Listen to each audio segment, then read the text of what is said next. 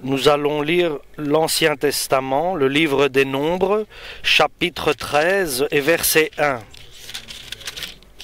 Le Seigneur dit à Moïse, « Envoie des gens explorer le pays de Canaan, que je donne aux Israélites. De chaque tribu, on enverra un homme choisi parmi les responsables. » Moïse obéit à l'ordre du Seigneur. Il envoya du désert de Paran des gens qui étaient tous des chefs israélites. En voici la liste. Shamaoua, fils de Zakour, de la tribu de Ruben. Shaphat, fils de Hori, de la tribu de Siméon. Caleb, fils de Yefouné, de la tribu de Juda, etc.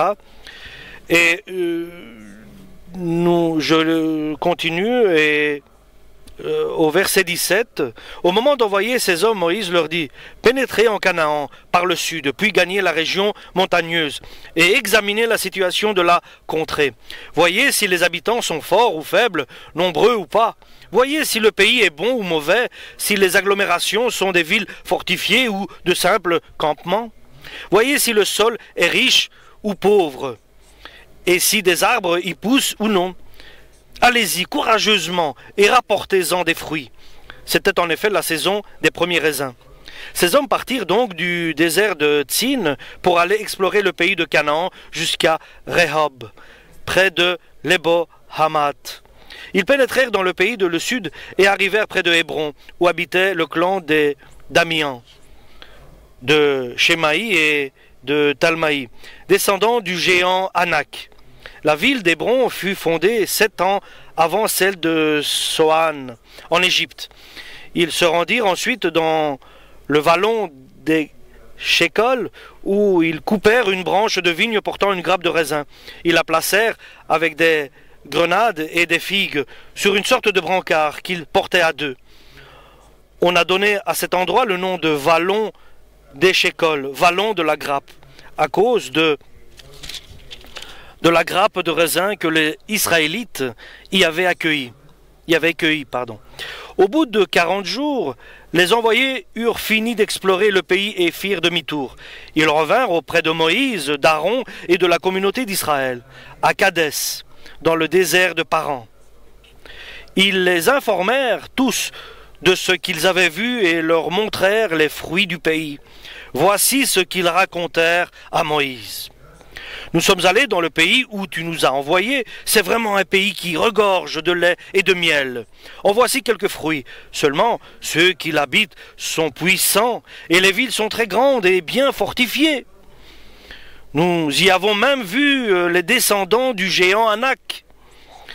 Les Amalécites habitent le parti du sud du pays, les Hittites, les Jébusites et les Amorites, la région montagneuse, et les Cananéens, la côte mériditanéenne, ainsi que la rive du Jourdain. Caleb fit taire tous ceux qui se mettaient à critiquer Moïse, puis s'écria « Allons-y! Nous nous emparons de ce pays, nous en sommes capables. » Mais les compagnons de Caleb déclarèrent « Nous ne pouvons pas attaquer ces gens.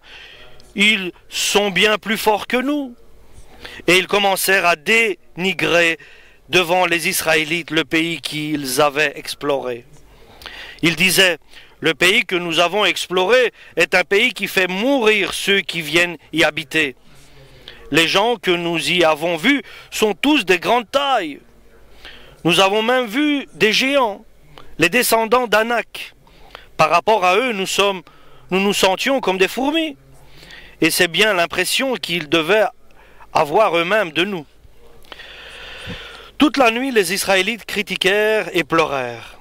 Ils protestaient contre Moïse et Aaron, leur disant « Ah, si seulement nous étions morts en Égypte ou dans le désert, pourquoi le Seigneur nous conduit-il dans un tel pays?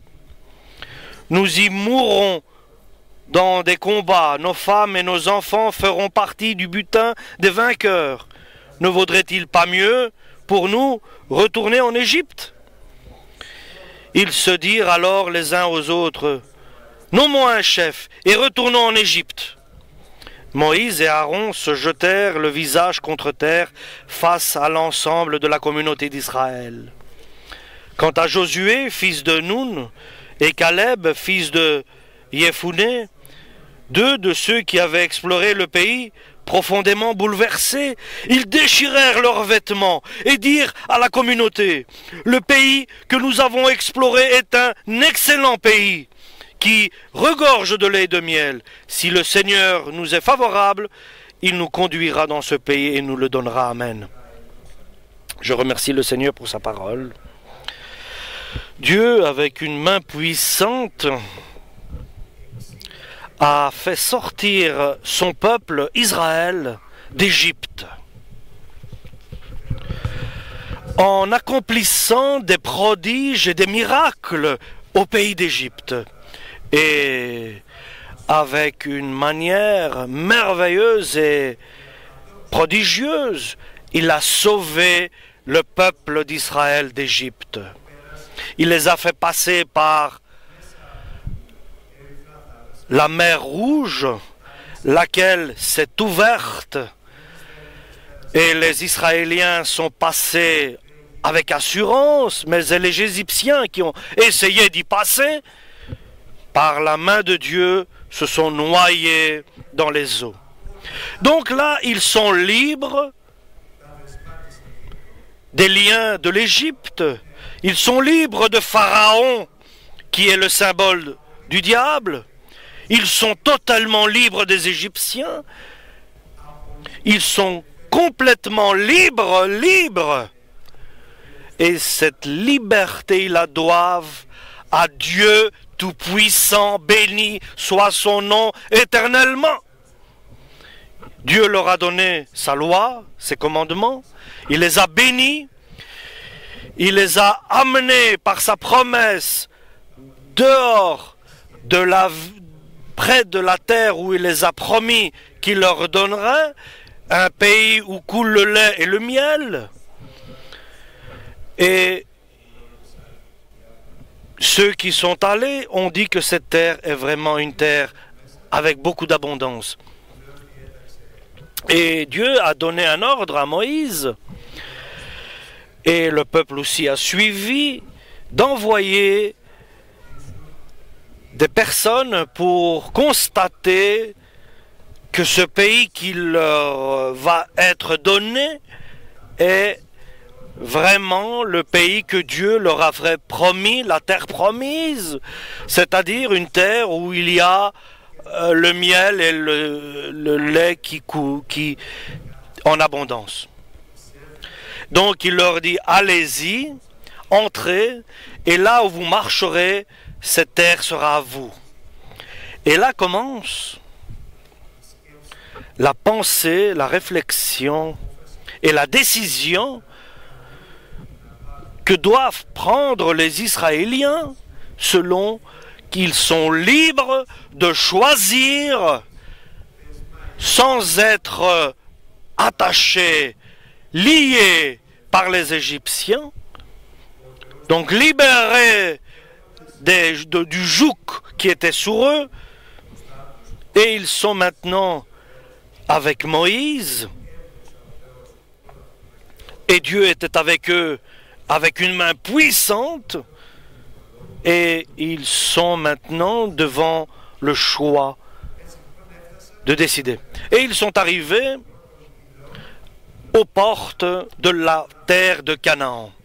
Et ils sont prêts à bénéficier de ce que Dieu leur avait promis, cette terre où coule le lait et le miel. Et avec certitude et assurance, ils sont arrivés aux portes de Canaan.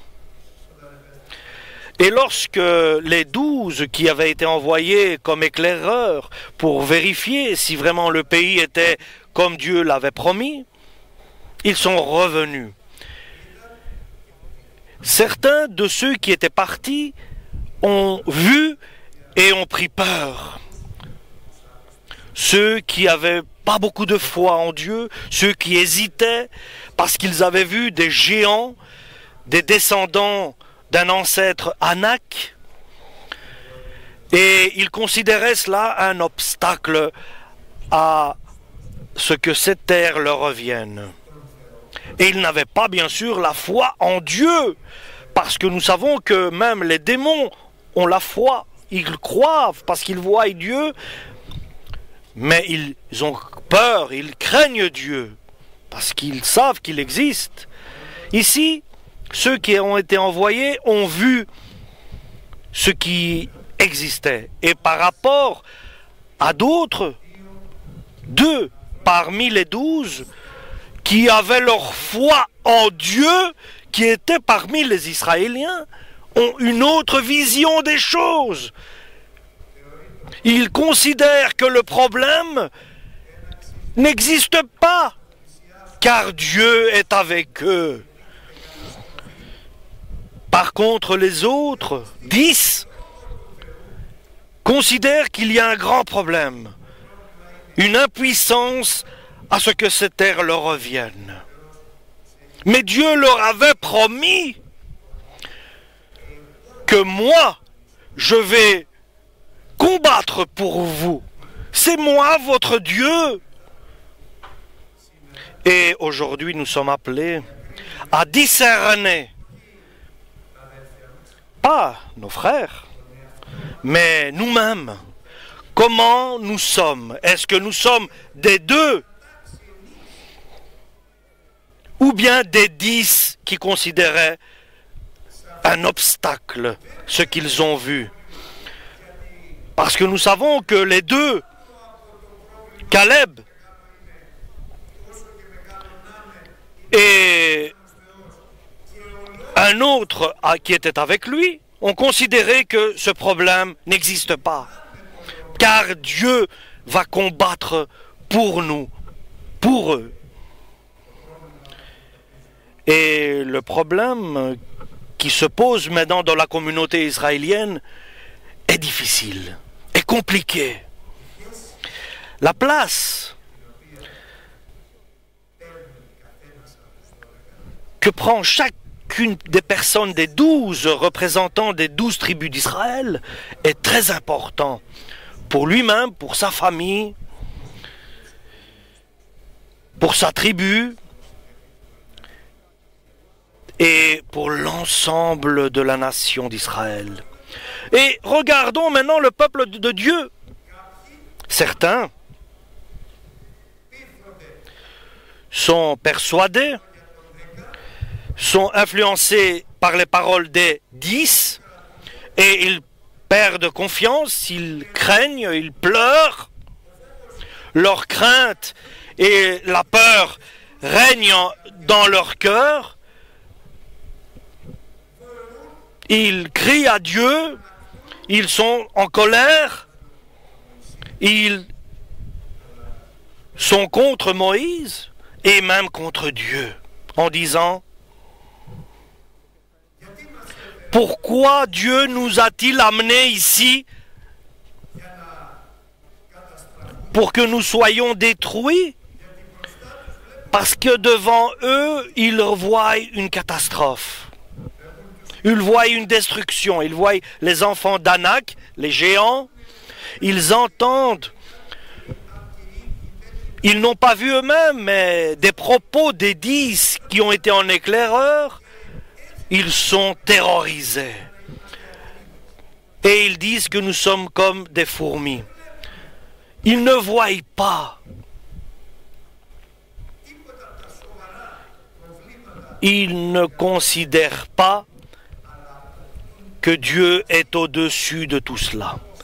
Mais ils voient d'un regard d'infidèle. Ils ne croient pas en eux que Dieu peut surpasser, dépasser l'obstacle qui en eux les fait craindre. Peut-être que quelqu'un est un enfant de Dieu et qu'il ait été baptisé à l'eau et qu'il ait eu la renaissance, donc la naissance spirituelle en lui. Mais à un moment, lorsque devant lui, il voit un problème, un souci, un obstacle infranchissable, quoique c'est un enfant de Dieu, il est là, il perd sa foi, il perd sa confiance, et donc, ici, les 10 qui ont été envoyés en éclaireur, ils influencent le reste du peuple de Dieu. Et ils sont en train de faire du mal. L'incrédulité, comment je pourrais vous expliquer que leur non-confiance à Dieu peut faire beaucoup de dommages. Ils n'ont pas la confiance en Dieu. Caleb et son compagnon avaient une autre réflexion qui mène vers Dieu. Et l'esprit des 10 allait vers les hommes, sans tenir compte de Dieu. Josué et Caleb avaient un autre esprit. Ils avaient des arguments, mais ils n'ont pas réussi à persuader le reste des 10 tribus d'Israël. Et Dieu prend des décisions importantes. Pendant 40 jours, ils étaient partis en éclaireur, et maintenant, vous allez retourner dans le désert pendant 40 jours. Ils étaient là, aux portes de Canaan. Il suffisait d'avancer au nom de Dieu et ils étaient vainqueurs de tout. Mais ils ont été influencés et il est très important. Jusqu'au retour des 12, ils étaient aux portes de Canaan. Ils attendaient le message des 12 envoyés. Ils ont été influencés de ce qu'ils ont entendu des 10 personnes qui n'avaient pas la foi en Dieu. C'était mieux qu'ils n'auraient pas envoyé d'éclaireurs alors, et que tous ensemble qu'ils auraient continué à marcher vers Canaan. Et ils ont été influencés par les réflexions humaines. Et Dieu a pris la décision. Il y a eu un retard de 40 ans.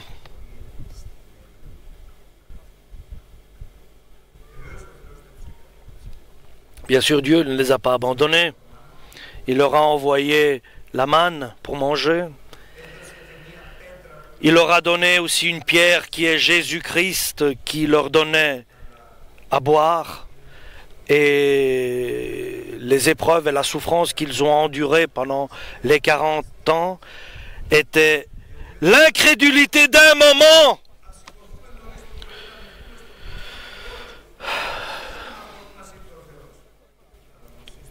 Mais Moïse leur a dit, vous avez perdu l'occasion d'entrer dans Canaan. Maintenant, Dieu a changé son projet. Parce que Dieu se comporte suivant ce que l'homme accepte et ce qu'il croit. C'est pour cela, Jésus dit, va, que cela se fasse selon ta foi. Et dans notre vie, c'est de Dieu qui nous soit donné l'occasion de faire quelque chose. C'est de sa parole qui nous est donné l'occasion de faire quelque chose. Et seulement l'incrédulité, l'infidélité à la foi de Dieu dirige l'homme vers le désert. Et le désert est difficile, chers frères et sœurs. Et le désert n'est pas facile à surpasser, à dépasser. Et ainsi, à cause de cela, ceux qui ont mis en doute les promesses de Dieu, pour 40 ans, ils tournaient autour dans le désert jusqu'au moment où ils ont tous abandonné leurs eaux dans le désert. Oh mon Dieu! Pour eux, c'était le jugement de Dieu. Pour leurs enfants, était un désert d'épreuves. Dieu voulait leur apprendre qu'ils ne soient pas éduqués par l'influence de ceux qui n'avaient pas la foi en Dieu, mais qu'ils soient éduqués par la sagesse divine de Dieu Tout-Puissant, béni soit son nom éternellement, alléluia. Et pendant 40 ans, ils ont tourné dans le désert, ils ont été dans l'humilité, ils ont été dans l'épreuve après 40 ans.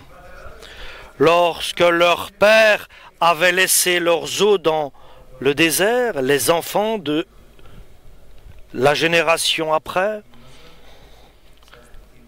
a été éprouvé parce qu'il fallait que vous sachiez dans votre cœur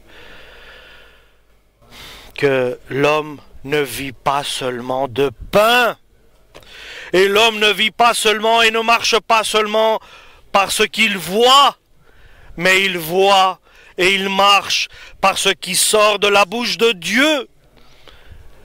Vos pères avaient le pain, mais ils n'ont pas vécu, ils n'ont pas survécu. L'homme vit de toute parole sortant de la bouche de Dieu. Alléluia. Et l'homme ne peut pas satisfaire à Dieu seulement par sa foi, mais par la foi et l'accomplissement de la parole de Dieu.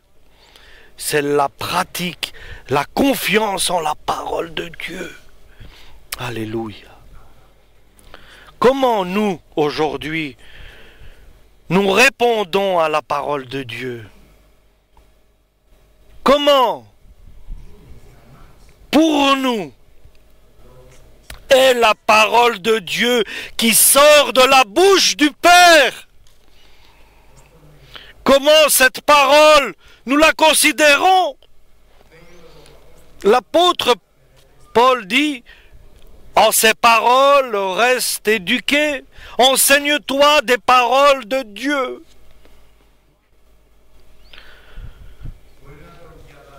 Peut-être tu lis la parole de Dieu, mais tu ne le mets pas en pratique. Tu n'es pas éduqué, exercé par cette parole, enseigné. Alléluia. L'homme doit insister dans la parole parfaite de Dieu, initié à la parole de Dieu, car la parole de Dieu a des promesses, a une promesse, et il doit chercher dans la parole de Dieu qu'est-ce qu'il doit accomplir. Parce que l'homme ne doit pas simplement être celui qui écoute, mais celui qui met en pratique la volonté du Père. Alléluia. Toutes les promesses de Dieu sont pour ses enfants. Et toutes les promesses sont pour ceux qui cherchent, qui insistent, qui recherchent Dieu en lisant la parole, en s'initiant dans cette parole. Ils voient les promesses de Dieu et ils voient les conditions à accomplir pour recevoir ces promesses. Il faut les unir. Et tout cela avec la foi en Dieu. Il n'est plus quelqu'un qui lit seulement, mais c'est quelqu'un qui est attentif, prudent à la parole de Dieu. Et il met cela en pratique. Il accepte la parole de Dieu. Il y a un médecin qui fait un diagnostic rapide et qui peut faire une erreur. et des erreurs qui sont douloureux pour lui-même et pour les autres sont déjà avérées. Mais il y a le médecin, le docteur, qui ne donne pas de diagnostic s'il ne regarde pas en profondeur le malade. Et lui, il fait un bon diagnostic lorsqu'il fait attention, il prend toutes les mesures en considération. Et tout dépend comment nous sommes confrontés à cette parole de Dieu. Parce que la parole de Dieu, c'est la puissance de Dieu. Alléluia. Où vais-je trouver la force de Dieu? Dans l'évangile de notre Seigneur Jésus-Christ. Il n'y a pas de puissance ailleurs. Dans l'évangile, dans la parole de Dieu, dans ce que Jésus nous a apporté, la parole de Dieu, le Nouveau Testament pour nous enseigner comment je dois marcher, l'évangile de Dieu, comment je me tiens, comment je vis la parole de Dieu et comment je suis sauvé, comment je reçois mon salut. Ou bien je fais semblant d'être un chrétien avec une lecture et en lisant des livres et des livres, ou bien nous vivrons chrétiens en nous initiant à la parole de Dieu, en insistant dans la parole de Dieu. Et comme cela, nous pouvons devenir des personnes qui accomplissent la parole du Très-Haut. Et alors nous verrons les promesses de Dieu. Des choses très simples, ou même les plus difficiles à comprendre. Un exemple. Demandez et vous recevrez, car celui qui demande, il reçoit. Il ne peut pas t'être donné si tu ne demandes pas. C'est fini. Demandez et vous trouverez. Cherchez et vous trouverez. Tu ne peux pas trouver la solution, le chemin où tu dois marcher si tu ne cherches pas. Frappez et on vous ouvrira. Il t'ouvrira jamais la porte si, parce que tu le veux, parce que tu pries ou parce que tu es un bon chrétien et tu fais ce qu'il doit être fait.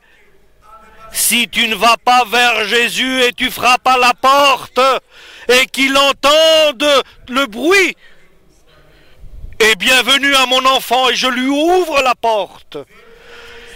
Tu ne peux pas être sauvé si tu ne fais pas appel à Jésus-Christ, le Fils de Dieu, le Messie envoyé par le Père sur la terre. Fais ce qu'il te demande. Accomplis sa parole. Qui est celui qui est béni par Dieu? Celui qui s'approche de Dieu et qui a tout ce qu'il veut de la part de Dieu et qu'il agisse. Ou bien celui qui s'approche de Dieu et qui demande, Dieu, que dois-je faire? Que dois-je corriger? Comment me vois-tu? Ça, c'est une approche juste chrétienne. Nous allons vers Dieu en lui demandant ce que nous devons faire, ce que nous devons accomplir, et nous recevrons ainsi ce que Dieu a préparé pour nous. Et n'allons pas vers Dieu en lui demandant « fais ceci, fais cela, fais ceci, fais cela ». Alléluia. Tu lis la Bible et tu t'inities, tu la mets en pratique ou bien tu la lis simplement. Comme dit l'apôtre Paul, en ce que tu lis, mets cela en pratique. Fais de cela ta vie, le fil de ta vie. Et ne reste pas ce que tu as appris, ce qu'on t'a dit. Et n'écoutez personne. Ouvrez l'évangile de Dieu, la parole, la lumière de Dieu, et cherchez. Entrez dans la parole de Dieu. Si vous ne comprenez pas quelque chose, demandez. Et alors, vous serez parti des enseignements terrestres et vous irez vers l'enseignement céleste. Et votre enseignant sera Jésus-Christ. Votre enseignant sera Jésus-Christ. Votre professeur sera Jésus-Christ. Alléluia. Et chacun de nous, tout dépend de sa vie personnelle avec Dieu. Il y a le chrétien de l'eau qui est très bas. Il y a le chrétien qui va dans les eaux profondes. Qui va dans les eaux profondes. Et ne restons pas chrétiens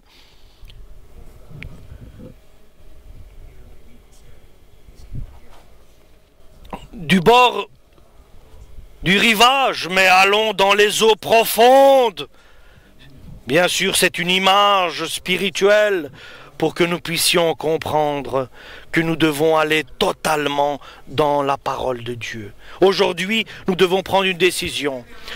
Personne ne peut être plus grand que son enseignant, que son professeur, que son éducateur. Et je vous demande, je vous conseille de choisir Jésus-Christ comme éducateur, comme enseignant, alléluia, comme professeur. Lui, Jésus-Christ, qui est la parole éternelle de Dieu, il va nous enseigner, il va nous diriger, il va nous éclairer, car Jésus est le chemin, la lumière et la vérité. C'est ce que Jésus a annoncé. Et nous allons rester à ces paroles-là. Alléluia!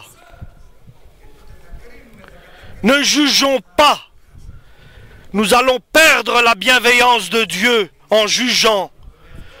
Regardons nous-mêmes et soyons prudents à l'évangile, à l'éducation de l'évangile.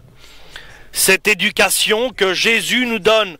Et ne crois pas que tu es petit et que tu ne peux pas arriver. C'est ainsi que voyaient ceux qui étaient incrédules.